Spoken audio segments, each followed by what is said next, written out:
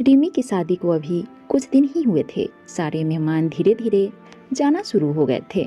जब तक मेहमान थे तब तक तो सब ठीक ठाक चलता रहा, पर जब सारे मेहमान चले गए तब एक दिन रिमी अपने पति के साथ छत पर बैठी थी और तभी उसकी सास आ गई और कहने लगी, बहू यह तुम्हारा ससुराल है, यहाँ पति के साथ सबके सामने हमारे यहाँ कोई नहीं बैठती। रिमी को बड़ा अजीब लगा कि अपने पति के साथ ही तो बैठी है। उसे लगा उसने कोई जुर्म कर दिया। अब तो रोज सास का टोकना शुरू हो गया। अपनी तरफ से रिमी कोई शिकायत का मौका नहीं देती थी, फिर भी उसकी सास कभी रिमी को पाला ठीक करने के लिए कहती, कभी रिमी चार औरतों के बीच में आके बैठ जाती तो उसकी सास उसे घूरने लगती और तब तक घूरती जब तक रिमी वहां से उठकर किचन में नहीं चली जाती। रिमी का कोई भी काम उसकी सास को पसंद नहीं आता। रिमी कितना भी अच्छा कर ले लेकिन सास कोई ना कोई कमी निकाल ही देती। हद तो तब हो गई जब सास रिमी के आने जाने पर भी टोकने लगी, इधर मत खड़े हो, उधर मत देखो, कोई देख लेगा तो क्या बोलेगा। रिमी के पति मयूर के एक दोस्त की शादी थी और मयूर को जाना था। रिमी ने सोचा शायद उसे भी जाना होगा, तो उसने भी एक साड़ी पसंद कर ली पहन के जाने के लिए। पर सास ने कहा, बहू हमारे यहाँ औरतें शादियों में नहीं जाती। रिमी बेबस हो गई, क्या कहती जब पति ही रिमी का साथ नहीं देता। रिमी सोचने लगी, कैसा ससुराल है, यहाँ इतनी पाबंदी क्यों है, सब कुछ अजीब है। यहाँ अपने से बड़ा कोई भी दिख जाए तो सास सर के पल्ले को और आगे मुंह तक सरका देती है। रिमी को कहीं जाने नहीं दिया जाता था। उसकी सास बस हर समय काम करवाने के लिए किचन में ही रखती थी। ऐसा लगता वो इंसान नहीं बैल कोल्हू हो, बस खटती रहे।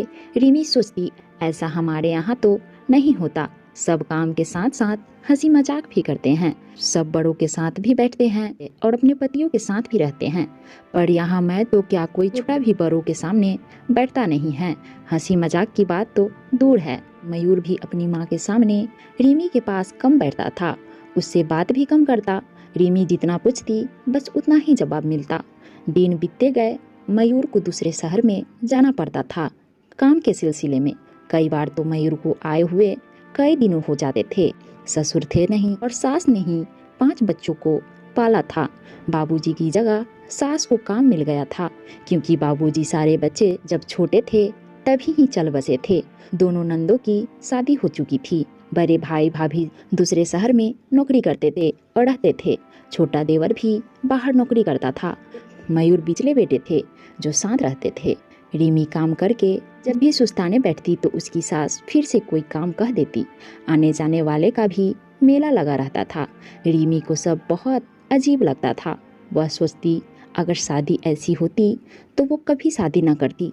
इस बार जब से मयूर शहर गए कई महीने हो गए, बिल्कुल भी नहीं आते थे और फोन करने पर फोन भी नहीं उठाते थे।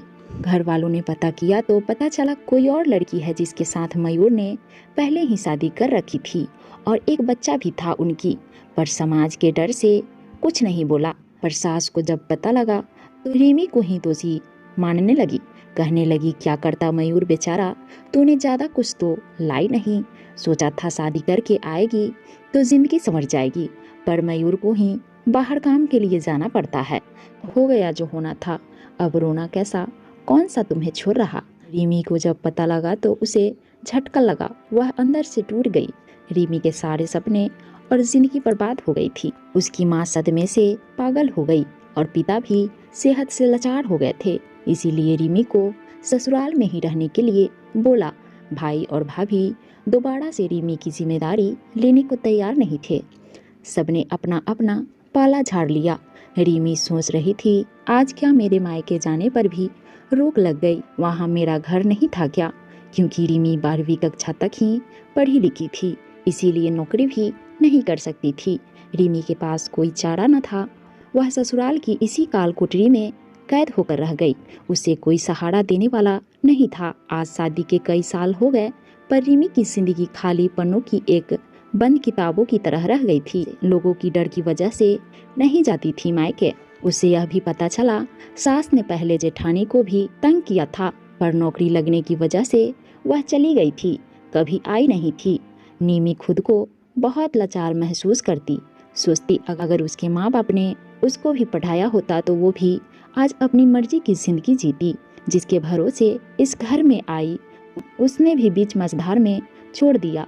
रिमी सोचती चलो सास खरी खोटी सुनाती तो है, लेकिन सर के नीचे छत और 3 समय खाना और ज़रूरत तो पूरा करती है।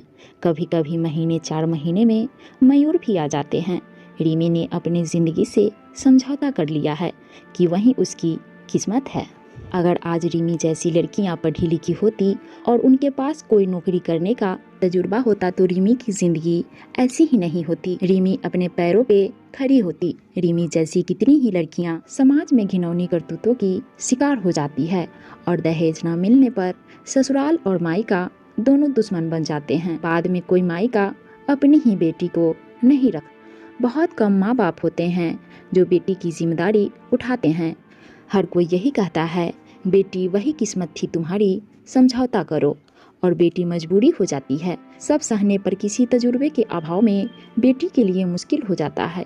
कोई उसे अपनाता नहीं है। इसीलिए साक्षरता का भी अभी महत्व है। जब बेटियों को पढ़ाई लिखाई के साथ उनके खुद के पैरों पे खड़ा होना भी सिखाइए और ऐसे वक्त में अपनी बेटी बहन का साथ दे, उनको अकेला न छोड़ो। आशा करती हूँ आप मेरी बात से सहमत होंगे।